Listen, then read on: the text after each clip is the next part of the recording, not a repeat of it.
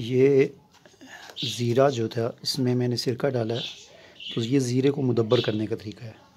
ज़ीरे को मुदब्बर करने के लिए ज़ीरे के अंदर सिरका डालें। सिरका अंगूरी जो है ना, ये सबसे बेहतर रहता है ये वाला।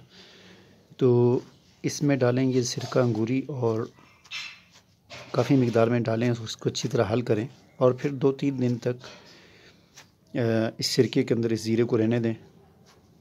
2-3 दिन के बाद ये अच्छी तरह इसको जज़ब कर लेगा। फिर उसके बाद आपने क्या करना है कि बाकी जो होगा फ़ालतू सिरका जो बच जाएगा जज़ब होने से, उसको निकाल दें और फिर उसके बाद साए में इस ज़ीरे को आपने खुश्क करना है। जब ये खुश्क हो जाए तो फिर इससे आप ये ज़ीरा मुदब्बर बन जाएगा।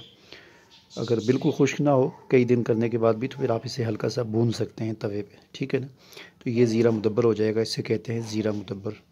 इसे आप जवारिश के भुने में भी इस्तेमाल कर सकते हैं या और किसी जगह पर जहाँ पर ज़ीरा मुदब्बर आपने इस्तेमाल करना हो तो वो आप कर सकते हैं, ठीक है। तो ये मैं ज़ीरे को मुदब्बर कर रहा हूँ।